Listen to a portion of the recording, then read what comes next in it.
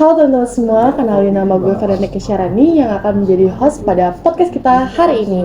Di tema kali ini kita akan membahas tentang tantangan dalam kebebasan berekspresi. Tapi gue gak bakal sendirian karena gue bakal ditemenin sama dua teman gue sebagai narasumber pada acara kita pada hari ini, yaitu Elsa dan Alif. Halo, gimana jadi nih kabarnya Alif sama Elsa sekarang? Baik. Kalau sendiri gimana, Fer?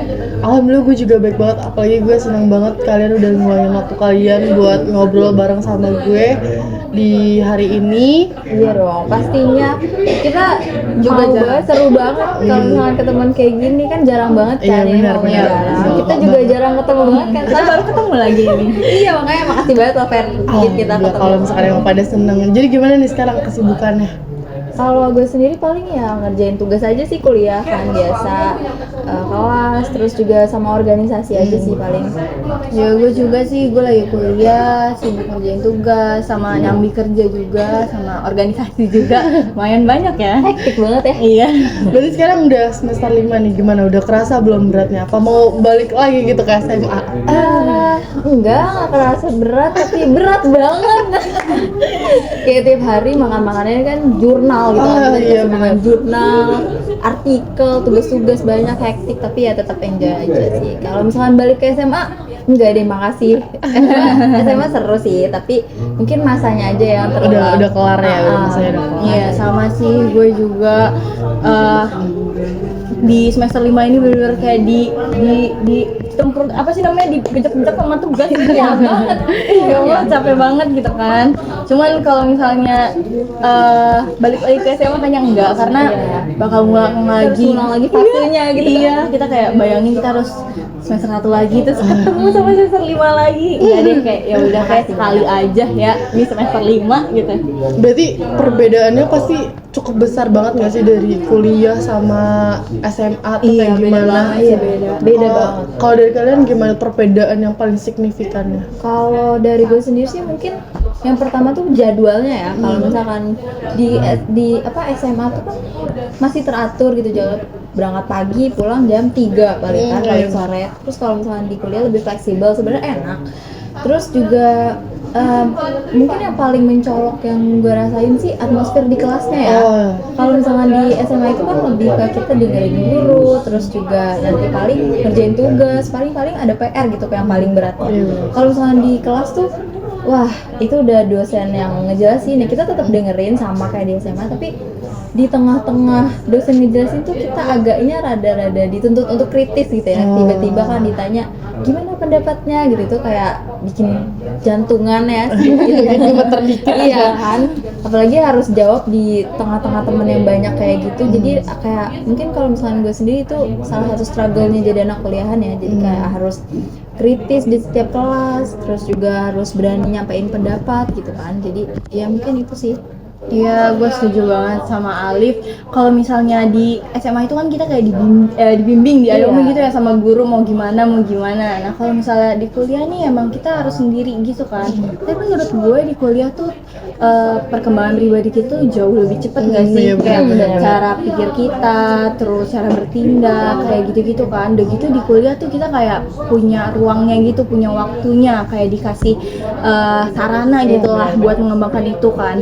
Nah kalau misalnya untuk mengutarakan kayak tadi, kalau misalnya kita ditanya sama dosen kayak gitu-gitu, menurut gue sih iya ya benar. Kalau di kuliah tuh benar, kalau tiba-tiba ditembak gitu kayak takut gitu. Elsa gitu Iya, kan. takut gitu kan. tapi sebenarnya yang bikin takut tuh sebenarnya tuh diri kita sendiri nggak sih? Iya, benar. Pikiran kita, terus kita berpikir kalau gimana kalau kita jawab terus orang lain berpikir kita caper atau Belum gimana lagi gitu kan. kita salah kan. Iya, kayak gitu. Hal-hal kayak gitu sih yang bikin takut buat jawab. Berarti gitu. kalau di kuliah tuh struggle-nya makin berasa banget karena kita dituntut jadi anak dewasa banget ya. Apalagi harus mikir sendiri.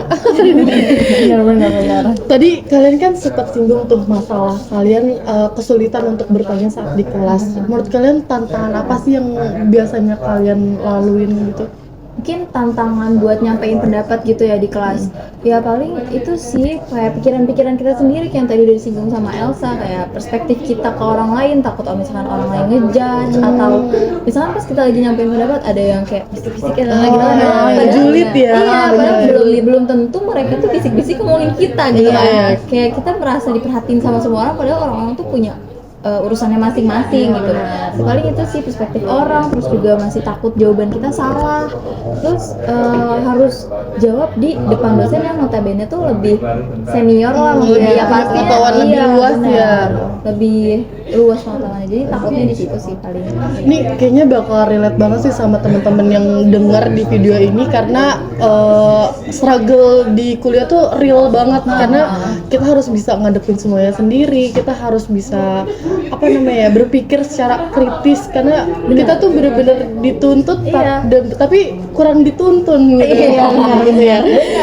Sendiri gitu ya. Untuk minta gitu. Tuntun saya. Bener. Karena kan di kuliah ini kan kita kayak dipersiapin buat masuk ke dunia kerja mungkin ya. Jadi supaya lebih siap dapat omongan kritis gitu kan. Jadi kita bisa ngejawabnya dengan baik gitu. Mungkin kayak gitu sih. Iya, tapi emang menurut gue tuh semua mahasiswa pasti ngerasain kayak gini juga sih, takut buat bersuara, berekspresi, berpendapat kayak gitu kan. Mungkin kayak takut tiba-tiba nih dosennya pas kita jawab pertanyaan tiba-tiba takut ditanya balik gitu. Gitu. Bener banget Kayak, ya. kamu sumbernya dari mana? Kayak kamu mengutarakan pendapat ini dari mana iniannya, sumber-sumbernya kayak gitu kan. Nah, itu tuh sebenarnya yang ngalangin kita untuk berekspresi kan, kayak hal-hal yang dalam diri kita gitu, pikiran kita, perasaan kita, hal-hal kayak gitulah yang membuat kita aduh nggak mau nanya gitu. Jadi kayak takut untuk asal bunyi doang kayak tapi nggak bisa ngejawab tanggapan dari dosen lagi setelah lu nanya. Padahal belum tentu juga kan. Takut Kayak banget gitu. sama yang namanya follow up questions itu udah udah bikin udah jantung double gitu. Gemeter juga ya. Dari cerita struggle kalian selama kuliah, kira-kira kalian tuh bisa ngasih pendapat atau petuah gitu buat yang denger, bukan petuah nih kayak sharing-sharing apa yang harus dilakuin sama mahasiswa tuh apa sih gitu. Mungkin kalau dari gue sendiri, kalian pernah dengar stoikisme nggak sih? Apa tuh, coba boleh dijelasin? Ini sih pandangan gue ya, stoikisme itu kan cara ngebikin kehidupan kita itu dipenuhi sama kebahagiaan yang nyata gitu kan. Nah, ngebahas tentang kebahagiaan, menurut gue kebahagiaan itu berkaitan erat banget sama hal-hal yang bisa kita kendaliin dan gak kita kendaliin gitu. Nah, kayak yang tadi tuh yang di kelas, buat perspektif orang, terus perspektif teman-teman kita, terus dosen, itu kan kita nggak bisa kendaliin gitu. Nah, maka dari itu kita tuh cuma bisa kendaliin diri kita sendiri. Jadi ya instead of kita ngendaliin orang atau mikirin orang, mendingan kita mikirin diri sendiri gitu. Gimana cara kita bisa menyampaikan pendapat dengan baik, terstruktur, enak didengar, dan jawaban kita tuh nggak melenceng gitu. Paling nggak kita bisa berani bersuara Iya, paling nggak berani sih, paling nggak berani menyuarakan dulu gitu. berani dulu gitu, ditindak penting coba aja dulu gitu. ya. Bener atau enggaknya lanjut aja dulu. Iya, lurusin aja dulu pikiran kita kalau kita berani nanya gitu. Nah, setelah itu kan tinggal nge-build mental kita buat percaya diri nih. Gimana caranya bisa kita percaya diri sama diri kita sendiri gitu kan. Percaya diri sendiri gitu. Ya paling cara percaya diri sih mungkin buat mahasiswa tuh banyak-banyak baca informasi aja kali ya, termasuk buat gue juga, buat diri gue sendiri mungkin banyak-banyak informasi biar saat nyampein pendapat itu bisa lebih pede gitu, karena kita kan ada sumbernya gitu, kayak nggak ngasal jelas ngomong, gitu ya. jelas gitu sih paling. Nah, buat teman-teman itu harus dicoba banget kalau kalian tuh harus bisa cari informasi sebanyak-banyaknya biar kalian tuh kalau di ngeluarin pendapat di dosen ke dosen atau di kelas, kalian tuh bisa lebih percaya diri seperti yang Alif bilang tadi. Benar banget. Oke, tadi kan kita udah ngebahas nih tantangan apa aja yang sulit nih buat mereka tuh berekspresi di dalam kelas. Dan ternyata kita juga jadi tahu kalau struggle mahasiswa tuh ternyata banyak banget. Nah, mungkin sekarang kita bisa move ke sosial media karena sebagai Gen Z nih, sebagai teman terbaik kita untuk di sekarang, kalau kalian sendiri tuh setuju nggak sih kalau misalkan sosial media itu jadi salah satu platform yang sangat bisa untuk kita mengekspresikan diri? Iya, kalau gue sih setuju banget ya. Karena apa sih namanya? Kayak sosial media itu kan jangkauannya tuh besar banget ya, luas banget. Kalau misalnya kita post TikTok, Instagram gitu-gitu udah bisa nyampe kemana-mana gitu kan. Terus gue juga memanfaatkan banget sih sosial media ini buat mengekspresikan diri gue. Kayak gue sering banget upload foto, selfie gitu-gitu, foto kucing, foto pemandangan gitu-gitu sih. Gue memanfaatkan banget gitu. Ya benar, setuju banget. Kalau misalkan media sosial tuh di era sekarang emang salah satu media kita buat mengekspresikan diri gitu ya, tentang kesukaan kita, kegiatan kita sehari-hari itu kan kita bisa post di Instagram. Terus misalkan juga gue juga pengguna Twitter, jadi ya itu bisa sambat di situ, bisa di private kan kalau misalkan emang gak mau public. Jadi ya bisa sih itu untuk mengekspresikan diri gitu. Nah, kalau dari gue sendiri kali ini ya, kalau gue tuh sampai punya 3 akun buat di Instagram. Kayak, dan itu tuh fungsinya berbeda-beda. Nah, kalau dari kalian tuh nanggepinnya gimana kalau gue punya 3 akun kayak gitu? Kalau menurut gue sih nggak apa-apa ya, karena kan lo juga pasti ada alasannya gitu kan punya 3 akun itu. Karena pun gue juga kayak gitu. Karena fungsinya beda-beda ya. Fungsinya beda-beda. Jadi kayak misalnya first akun untuk mengupload yang bagaimana, terus kayak mungkin second untuk orang-orang terdekat kayak gitu. Menurut gue sih nggak apa-apa sih kayak gitu. Lo lebih tahu juga sih posisi-posisi lo, porsi-porsi lo untuk Apa yang harus di-upload iya, ya. mengekspresikan diri lo gitu kan. Karena juga kita kan kalau mengekspresikan diri kan harus ada batasannya juga kan. Kita nggak boleh mengekspresikan sesuatu yang bisa menyakiti hati orang lain atau gimana kayak gitu. Nah, biasanya kalau kalian sendiri di sosial media suka nggak sih ada yang komentarin negatif ke kalian gitu kalau siap upload? Kalau dari gue sendiri sih sampai sekarang belum ada, alhamdulillah ya, jangan sampai ada gitu kan, jangan sampai ada haters. Tapi kalau pun ada, yang ya udah nggak apa-apa, itu kan Biarin mereka. iya Iya, haknya mereka dia. mau Iya. suka atau enggak sama kita, ya udah. Tapi sampai sekarang belum ada gitu. Kalau Elsa gimana? Gue sih ada ya beberapa kali gitu ketika gue post foto ada komentar-komentar kayak ih efeknya banyak banget, terus kayak tumben cantik. Iya, emang biasanya nggak gitu-gitu. cantik apa aduh. Kayak Cantik banget ya, terus iya. lagi, hal-hal kayak gitu sebenarnya kayak gue kurang suka sih, kayak Meledek. komen-komentar kesannya mungkin meledek gitu ya. Tapi kan ya udah, itu emang mereka mengekspresikan diri gitu kan. Iya, tapi balik lagi kan Iya, tadi balik yang gue lagi. bilang kalau ekspresi itu nggak boleh menyakiti orang. Iya juga. benar. Tapi itu gimana cara kita nyikapinya aja. Iya, sih. benar-benar. Kayak mau kita diemin atau mau kita balik, marahin, blok dan sebagainya. Nah, itu pertanyaan gue sekarang, kalau misalkan kalian nanti ada suatu saat kalian ngepost makanan misalkan, terus ada orang yang tapi dia tuh nggak terlalu dekat gitu loh sama kalian, terus kayak bilang, ih kok ngajak-ngajak sih, pelit banget deh lo, kayak maksudnya kayak itu kalian bakal Kayak mau ngejudge nih. kayak bakal marah-marah balik ke dia kah, sampai kayak di-upload ulang di sosial media yang kalian punya, atau kayak tipe yang ya udahlah biarin aja gitu? Kalau gue sendiri mungkin kalau ada orang kayak gitu, apalagi nggak deket banget gitu ya, paling nggak gue post di sosial media sih. Paling kayak gue pas baca kayak apaan sih ini, kenapa dia komennya kayak gitu kan. Padahal gue cuma post makanan doang, dan Padahal nggak terlalu deket juga iya, ya. nggak terlalu deket juga gitu. Kalaupun dia nggak mau lihat ya udah, tinggal bisa di skip kan. Dan emang gue ngepost itu juga bukan buat dia gitu kan, bukan buat bener. dapetin komentar dia, bener. cuma karena gue suka ya udah gue post gitu. Ya udah. Iya, sama gue juga sih, gue nggak akan kayak gue dapet komentar kayak gitu biasanya sih nggak pernah gue bales gitu ya, karena menurut gue buang-buang waktu tenaga gue gitu buat nanggepin orang kayak gitu. Diemin aja sih. Benar. Berarti kalau misalkan ada hal-hal negatif yang kalian dapetin di sosial media, menurut kalian itu jadi ngebatasin kalian buat berekspresi nggak sih di sosial media yang kalian punya? Iya banget sih, harusnya, karena nggak ada komentar negatif pun kayak yang tadi gue bilang, kayak gue masih suka insecure, overthinking gitu kan kalau mau ngepost foto ataupun mau komen-komen gitu kan, masih suka insecure, apalagi ditambah adanya komentar negatif ini. Mungkin orang-orang nggak tahu kalau misalkan ada komentar negatif ke kita, tapi kan diri kita tuh tahu nih ada nih orang yang nggak suka ke kita gitu. Nah itu bikin jadi ngedown gitu sih. Tapi ya mungkin itu cuma seiring berjalannya waktu bakalan lupa, tapi ya cukup bikin ngedown gitu lah. Kalau Lisa gimana? Kalau gue juga sih hal-hal kayak gitu sedikit membuat gue insecure gitu ya, kayak takut. Tapi balik lagi gitu kan kita nggak boleh berpacu ya sama komentar-komentar negatif kayak gitu kan. Nah, kayak kalau misalnya juga sosial media itu kan kepunyaan kita gitu Iya, ya, benar. kepunyaan kita. Asalkan apapun yang kita post itu nggak menyakiti orang atau mengandung sara atau menyinggung kelompok-kelompok tertentu, itu menurut gue fine aja sih, karena ketika kita nge-post suatu hal di sosial media itu kan cara kita mengekspresikan berpendapat juga kan.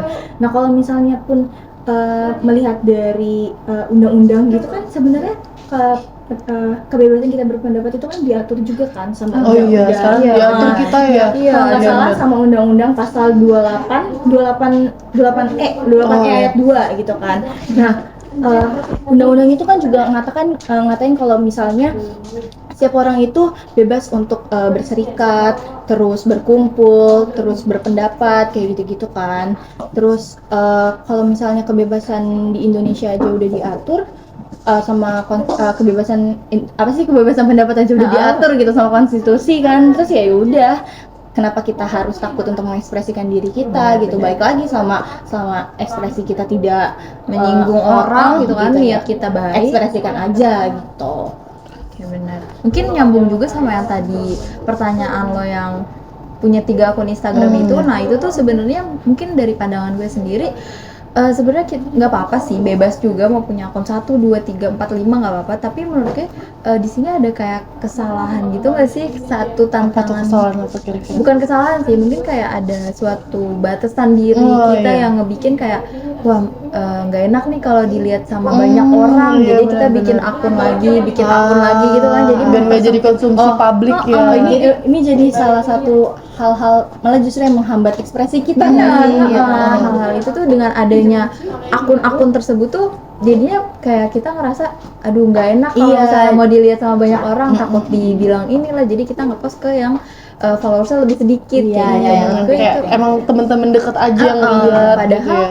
mindset kita tuh harusnya ya udah kita kan Ekspresikan aja. ekspresiin aja, mau di banyak followers mau di sedikit followers, ya udah ekspresiin aja apa yang kita mau ungkapin gitu kan. Tadi kan apalagi udah diatur kan sama undang-undang, jadi ya udah kita bebas aja selagi nggak bermasalah gitu. Mungkin itu sih ya yang bisa diambil sama teman-teman, kayak nggak usah takut gitu untuk mengekspresikan, terutama di first account yang biasa iya, orang-orang pada benar-benar. takut nih, karena kayak selama kalian post yang baik-baik, kalian post aja karena kalian dilindungi sama undang-undang. Bener banget. Benar banget. Keren banget. Nah, tadi kan kita udah ngebahas nih sosial media di sosial media kita sendiri. Nah, gue pengen banget sekarang nyinggung suatu kasus yang ada di sosial media TikTok terutama.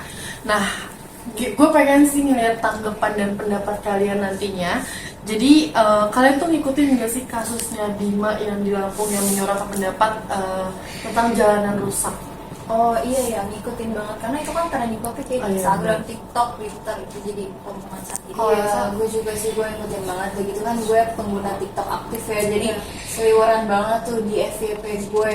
Kebetulan kan dia menyuarakannya pas lagi di Australia Iya, ya. Australia.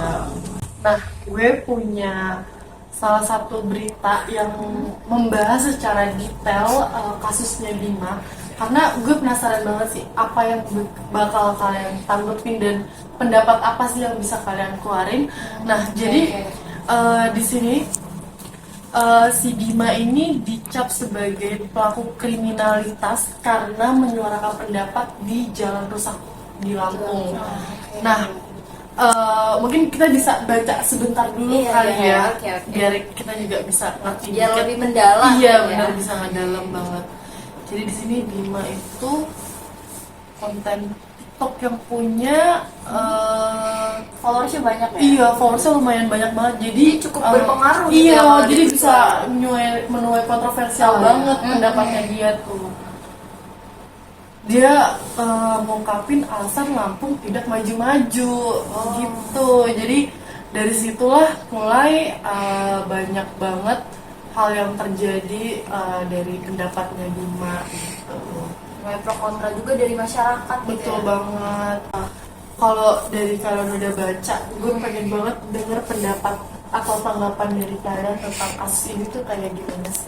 Mungkin kalau tanggapan gue tentang kasus Bima ini, sebenarnya Bima itu masyarakat yang menyuarakan kritiknya ke pemerintah gitu kan. Iya, Cuma dia tuh lewat media sosial dan kebetulan dia followersnya banyak, jadi dia sangat berpengaruh nih, menginfluence orang-orang gitu kan. Jadinya mungkin dari situ mungkin di sini pemerintah juga salah ya, kenapa Bima jadi dikriminalisasi gitu, jadi pelaku kriminal, padahal kan itu emang haknya dia untuk berekspresi gitu kan. Apalagi sosial media dia sendiri apalagi di kan. sosial media kayak yang tadi kita bahas kan, kita sebenarnya bebas mengekspresikan apapun di sosial media kita gitu.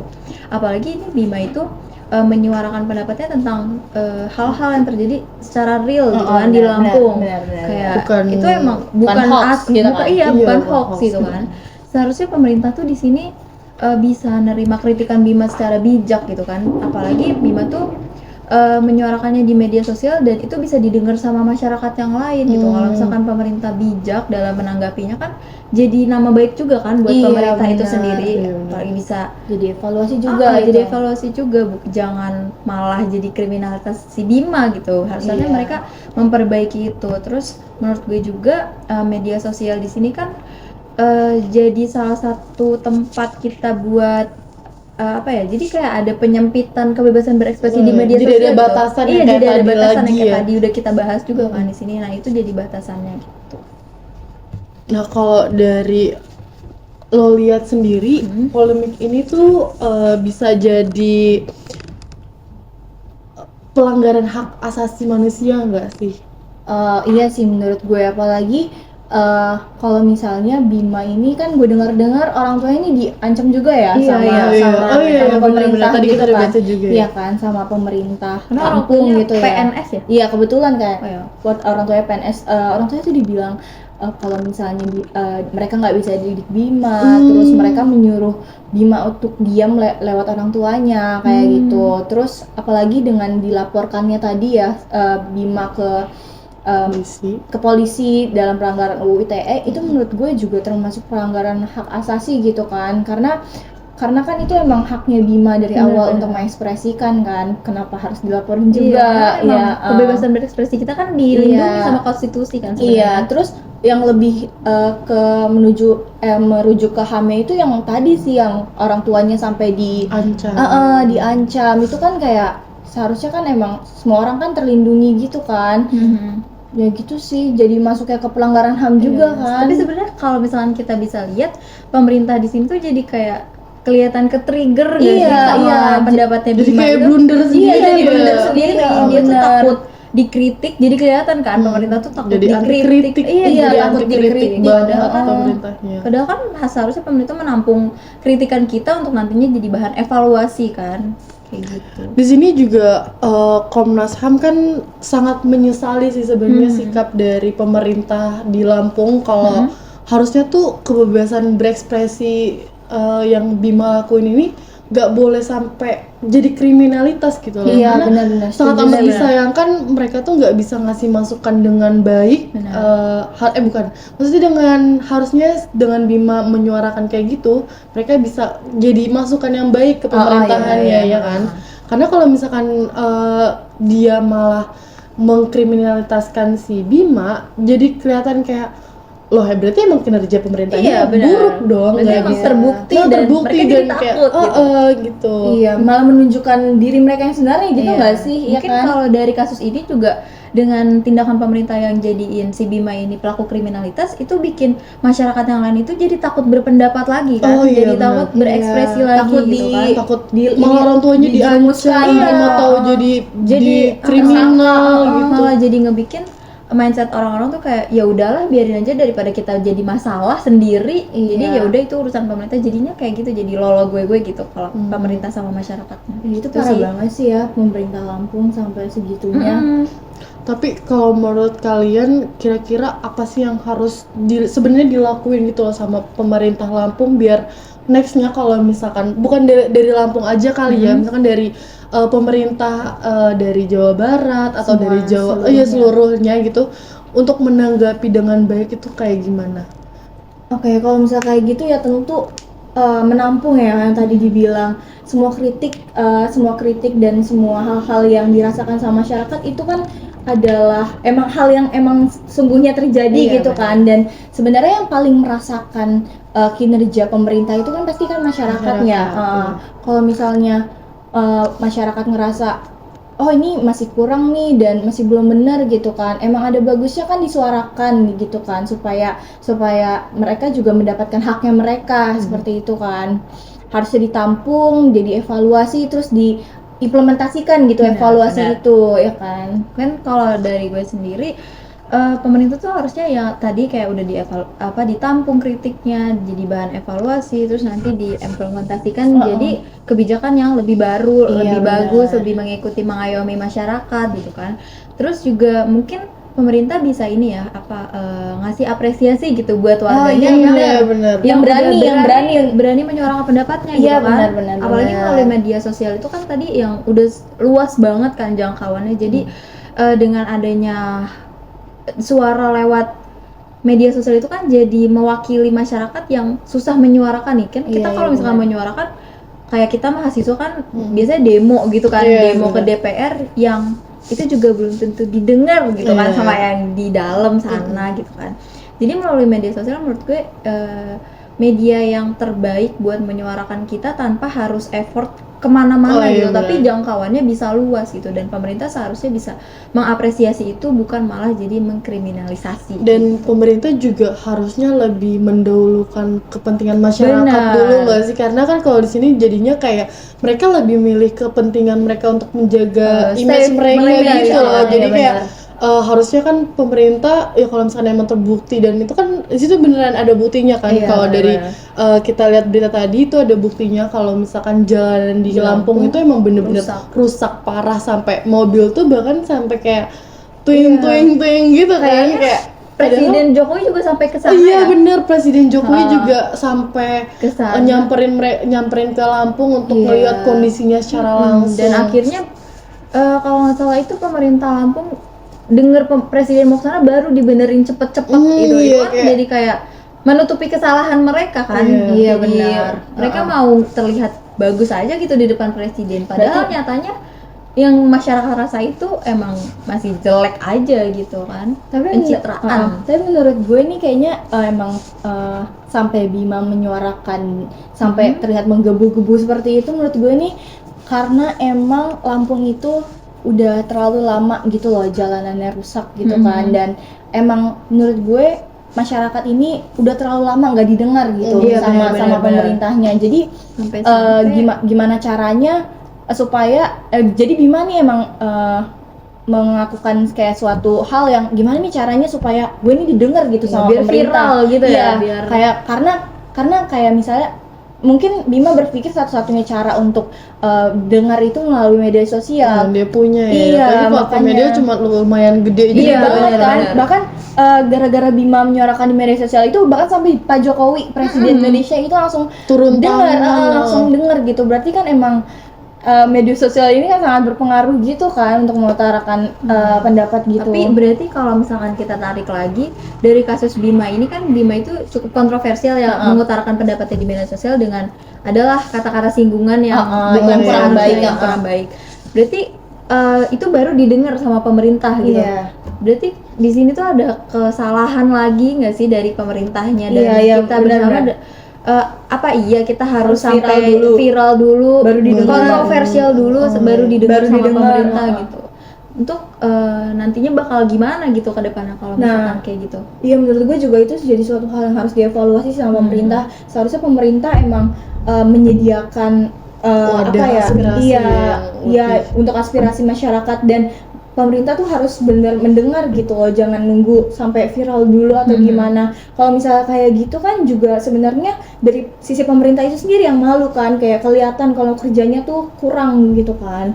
Seharusnya emang kalau misalnya emang ada tempat untuk aspirasi itu harus dilaksanain dengan benar gitu, dilakuin dengan benar gitu. Biar Jangan nggak ada sampai kejadian nunggu-nunggu. berulang lagi. Iya, jadi dua-duanya kan balance kan, masyarakat aspirasi yang masuk, pemerintah juga jadi baik, ini citranya kayak gitu kan. Benar banget.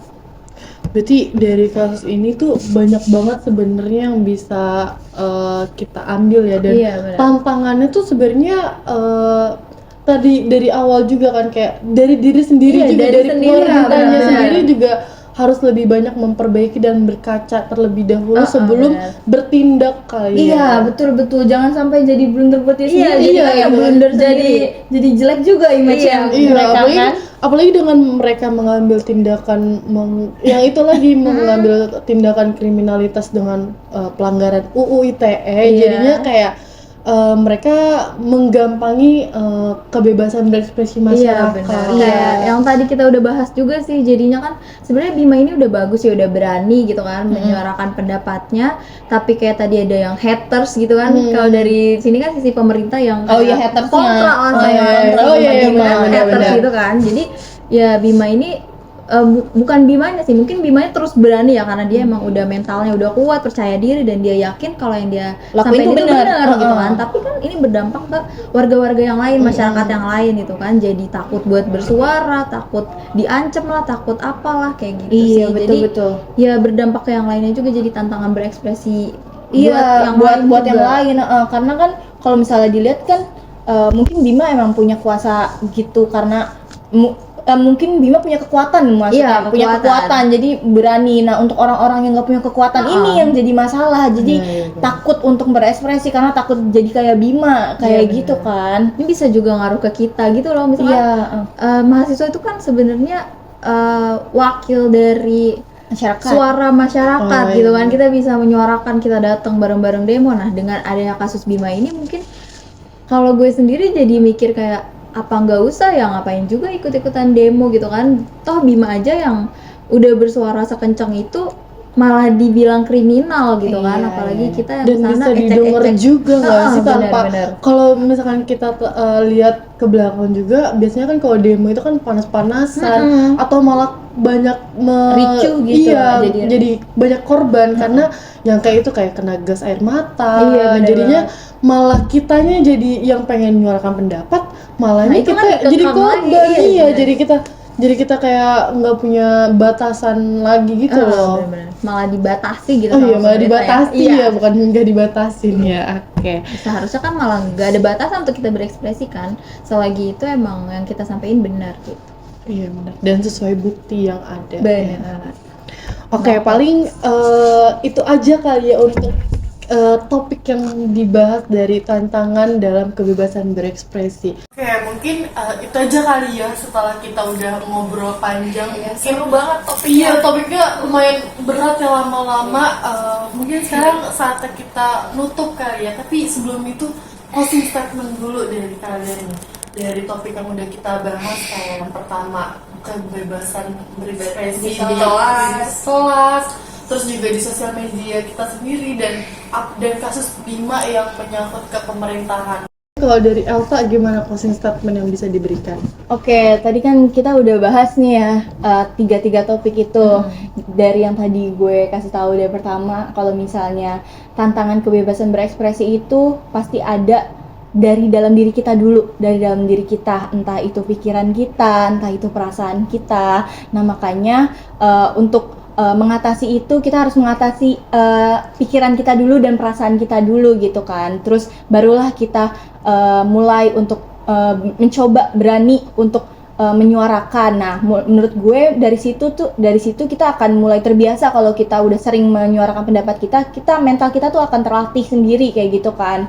Terus untuk hal-hal lain yang bakalan datang ketika kita berekspresi itu kita seiring berjalan waktu pasti akan belajar cara menanggapinya dengan benar kayak gitu kan. Terus kalau misalnya balik lagi di apa sih namanya yang di pemerintah kayak gitu-gitu, mungkin kita sebagai mahasiswa kita harus tahu juga nih gimana caranya kita mengutarakan pendapat kita. Mungkin dalam sisi baiknya nggak usah terlalu sampai harus yang membuat viral gitu. Kita harus memikirkan gimana caranya kita bisa didengar tanpa harus kontroversial kayak gitu. Iya, benar-benar. Oke, setuju banget sama Elsa kalau misalkan kita tuh harus percaya dulu sama diri kita sendiri, baru nanti kita bisa mengutarakan pendapat kita dengan baik gitu kan, dengan terstruktur. Terus juga kalau dari 3 kasus yang udah kita bahas tadi kan, dari di dalam kelas itu kan kita berani di depan dosen dan teman-teman. Terus kalau misalkan di media sosial itu kan kita berani berekspresi di depan followers kita gitu kan. Iya, Notabene benar. emang teman-teman kita juga gitu. Tapi kan lebih banyak dan lebih luas lagi cakupannya. Ada yang di luar kota, di mana gitu kan. Terus kalau yang dari Bima tadi ya kita sebagai masyarakat gitu kan, apalagi kita mahasiswa harus berani buat menyuarakan pendapat kita, tapi mungkin kita juga di sini harus belajar cara mengkritik yang benar Iya, gitu yang ya, yang benar. baik dan benar Jangan kan, sampai biar menyinggung yang iya salah. benar, jangan sampai kita ngeblunder sendiri nih.